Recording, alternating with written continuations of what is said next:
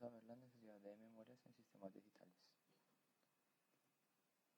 La necesidad de memoria en sistemas digitales es ya que todos los dispositivos tecnológicos utilizan esto para su funcionamiento, como los computadores, celulares, entre otros. Es pues necesaria para su uso. Estas memorias lo que hacen es almacenar datos binarios, los cuales se representan en unos y ceros. Lo hacen millones de veces por segundo para el correcto funcionamiento del dispositivo tecnológico. Los requerimientos para que esto funcione es que debe ser rápido y muy exacto este funcionamiento de las memorias. Hoy en día existen memorias con una capacidad muy grande, como lo son las memorias de 1 tera, que son las principales que se consiguen para los computadores. Y existe una relación entre los semiconductores y las memorias. Y es que estos módulos de memorias largas utilizan exactamente el mismo principio de operación que las unidades pequeñas. Bueno, aquí pues una imagen de cómo se representan las memorias, que es en 0 y 1. Almacenan datos de 1 a 8 bits como máximo. Y los bits son unidades muy pequeñitas. Y es la unidad más pequeña de los datos binarios. En muchas aplicaciones los datos están compuestos de múltiples unidades de 8 bits. Pueden ser fragmentados en unidades de 4 bits llamadas nibbles. Es decir, se juntan grupitos de 4 bits y así se forma la unidad de 8 bits y 2 nibbles, pues ya sería una unidad de 8 bits. Cada elemento de almacenamiento en una memoria está representada por unos y ceros. Las memorias están hechas de arreglos de cel, como nos podemos dar cuenta. Esta cosita acá es un memory cell. Cada recuadrito es un memory cell. Este es un arreglo de 8×8, lo que significa que tiene 64 bits.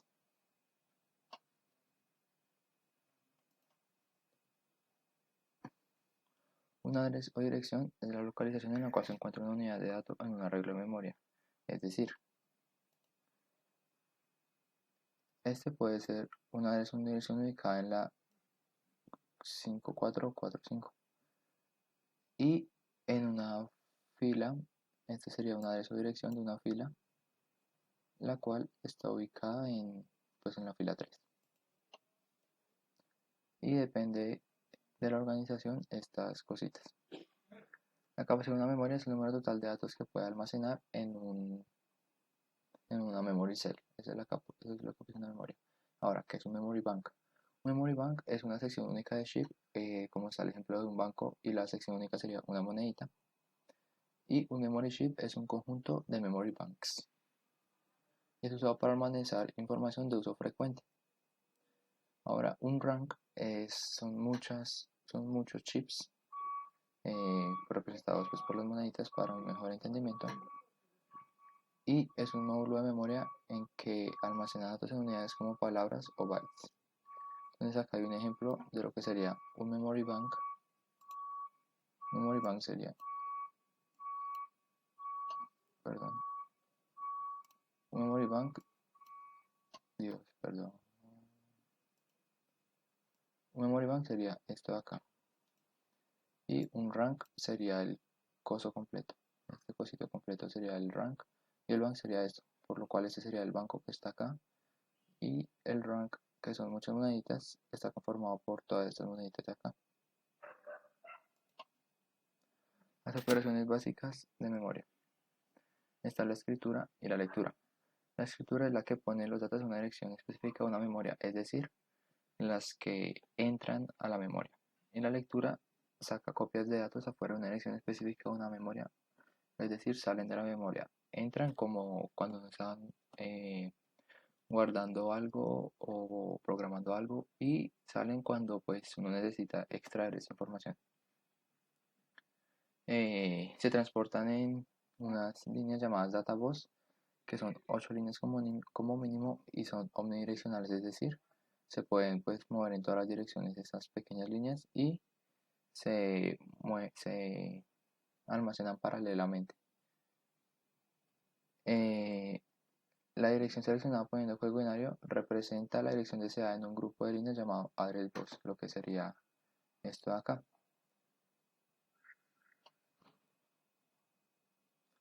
Bueno, la escritura como tal ya es pues un término más conciso. Es que para guardar un byte de datos en una memoria, un pedazo de código en el array register es puesto en el address bus. Una vez acá, el address decoder selecciona una ubicación específica en la memoria. Esa es la función de la escritura. Para guardar, pues se realiza todo ese proceso para ya guardarlo como tal en la memoria. Y la lectura es la misma operación, pero la memoria crea una copia del byte del dato que es puesto en el databus y cargado al data register hasta completar la operación.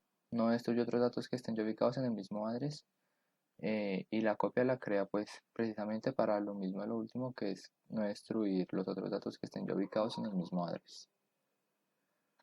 Ahora vamos a ver las RAMs y los ROMs. Son tipos de memoria en las que un address pueden ser accesibles a un mismo tiempo, en cualquier orden de las dos operaciones. Las RAM hacen ambas operaciones, tanto lectura como escritura. Son volátiles, ya que pierden datos al estar apagadas. Es decir, uno puede estar usando, no sé, el computador y al momento de apagarlo, ya pierde los datos que están guardados en la RAM. El ROM es de solo lectura y es permanente o semipermanente. ¿Por qué? Porque es permanente ya que si uno no borra nada, pues se queda ahí, pero también es semipermanente ya que permite borrar datos. Ambas tienen acceso RAM.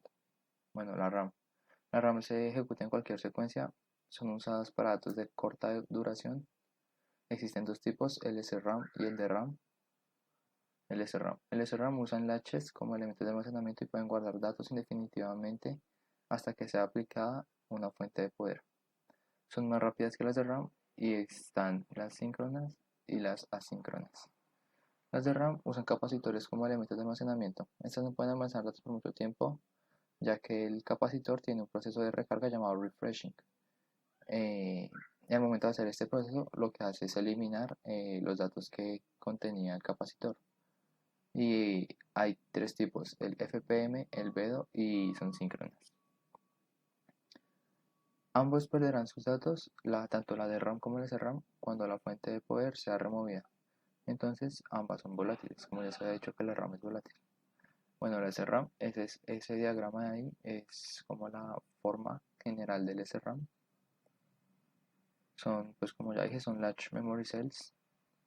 Están organizadas en filas sin columnas. Para realizar alguna de las operaciones, dependiendo de la que se realice, se pone en estado activo en una fila de cells en una array memory, colocando los bits en un data IO lines.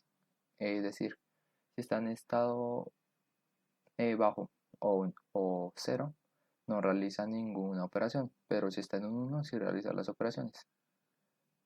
Cuando está sincronizada, pues porque la operación no está sincronizada con el reloj, entonces lo hacen pues, de manera desincronizada. Y para las síncronas es porque al momento de hacer las operaciones ambas están sincronizadas, es decir, cuando está en uno, el otro también está en uno y así.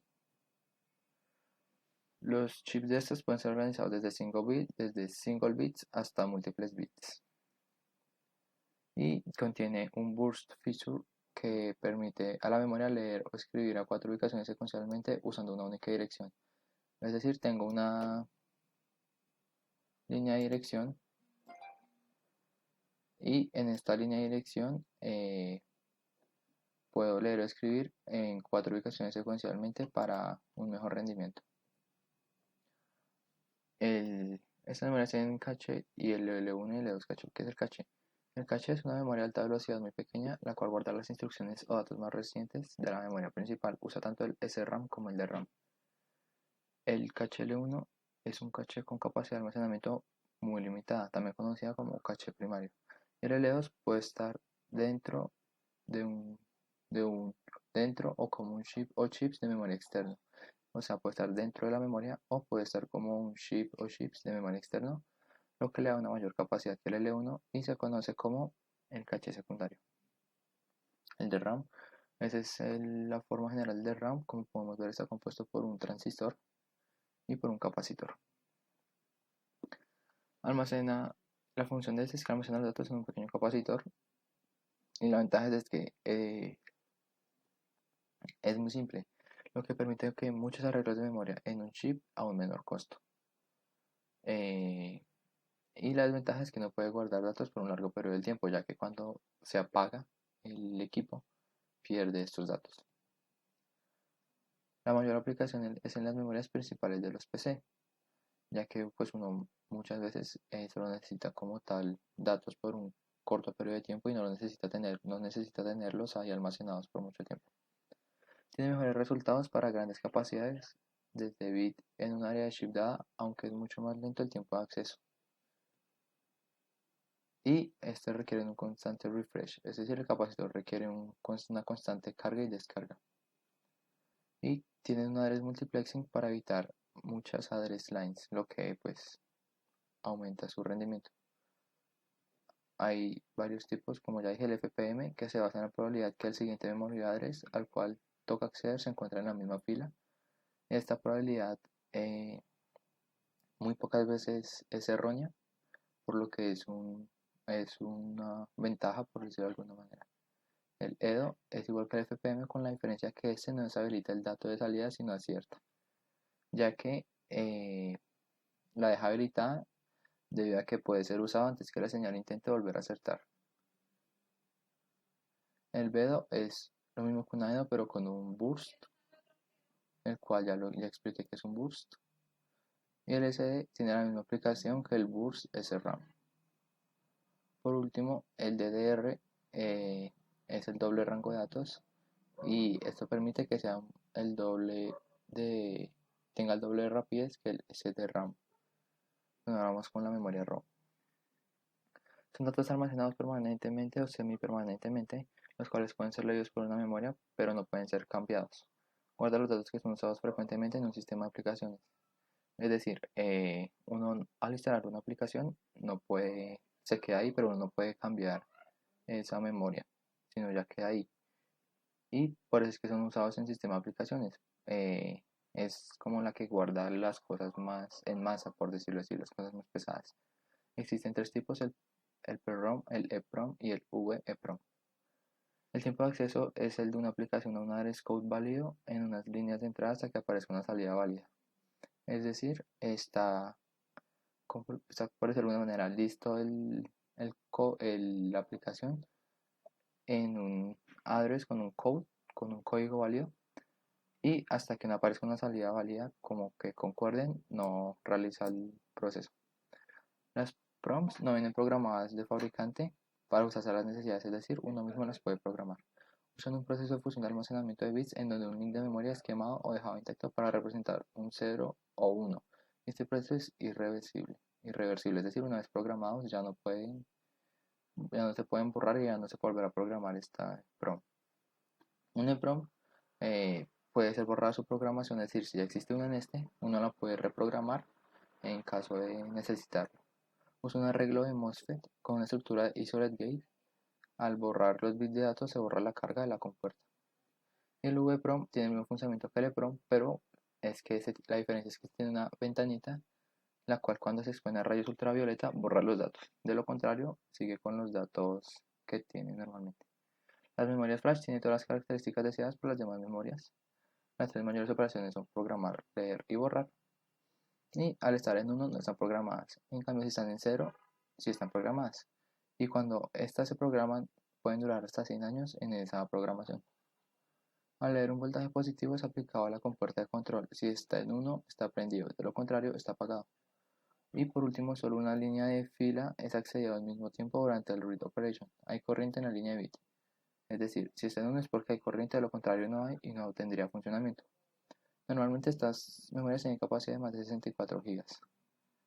Bueno, la expansión de memorias lo que hace es añadir número de bits a cada address. Pues este es un ejemplo de las SD eh, de 64 GB. Bueno, hay muchas tarjetas SD que son las expansión de memorias. Y cuando son expandidas, estas también expanden sus addresses. Para lograr este crecimiento, el número de bits también debe ser incrementado. FIFO. Está compuesto por un arreglo de shift registers. La operación básica de este es que el primer bit escrito en la memoria es el primero en ser leído. La diferencia entre el convencional y este es que el bit apenas entra, se mueve inmediatamente a un espacio vacío del shift register, mientras que el otro espera a que entre otro bit para poder moverse. Y el LIFO es es- se tiene, digamos, una pila de bits, entonces van entrando y se van subiendo el número de pilas y al momento de, al momento de sacar la información, lo que hace es sacar el último que se guardó. Entonces, el último que se guardó es el primero en salir. El Magnetic Storage es Magnetic Hard Disks. Los discos duros son usados para el almacenamiento interno en masa. Son herméticamente sellados para protegerlos del polvo. Dos o más discos están encima en una pila común para la lectura y escritura magnética que está encima de cada disco. Son dispositivos de acceso aleatorio, ya que va guardando datos en cualquier parte del disco aleatoriamente. Está hecho de trazos y sectores. Y su tiempo promedio de operación es de milisegundos. El magnetic tape es usado para el backup de estos discos. Entonces ahí se ve la línea azul son los tracks y dentro de esa línea azul hay sectores de donde se guarda la información. El magneto optical storage está formado similar al magnetic disk, la diferencia con que este requiere calor para alterar la polarización magnética, es decir, necesita altas temperaturas para operar. El optical storage hay varias opciones, el CD-ROOM, el WORM, el CDR, el CDRW, el DVD-ROOM y el Blu-ray. El CD-ROOM solo tiene una capacidad de 180 megas. Son pregrabados en fábrica. El worm solo puede ser escrito una vez, pero pues puede ser leído muchísimas veces. El CDR es el mismo tipo al worm, con la diferencia que este puede tener diferentes escrituras en diferentes áreas del disco, pero los datos no pueden ser borrados. El CDRW puede ser usado para escribir o leer datos. Estos datos pueden ser borrados o reescribirse. El DVD-ROOM puede tener más datos guardados en el track, es decir, tiene más capacidad y tiene hasta 10 GB de almacenamiento.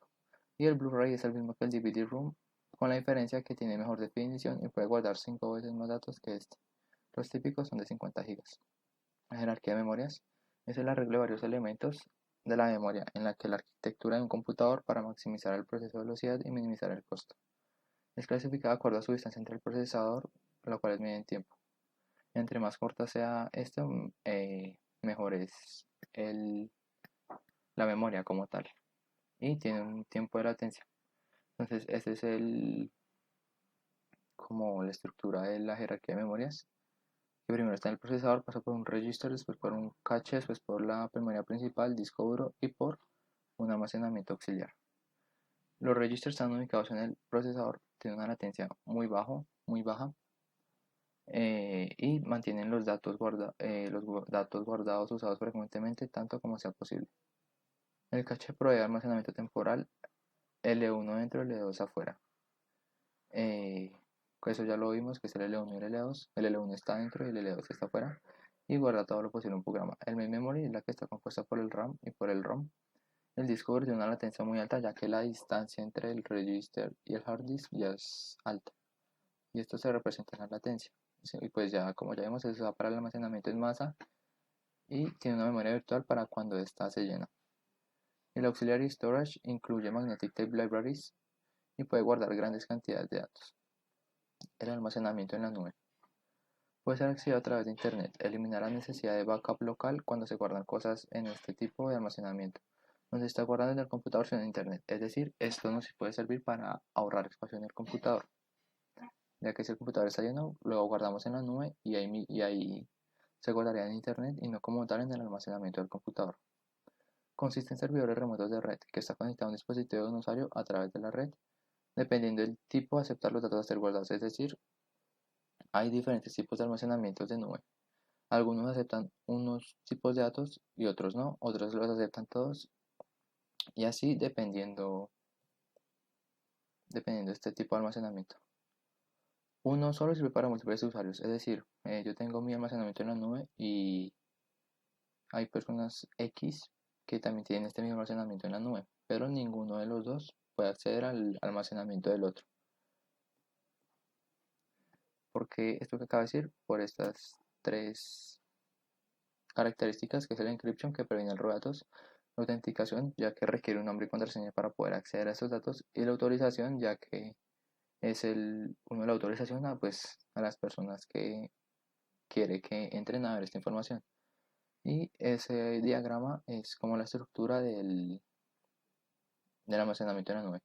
Las propiedades son la latencia, el ancho de banda, la escalabilidad, la elasticidad, la tendencia múltiple y ya. Y gracias por ver este video.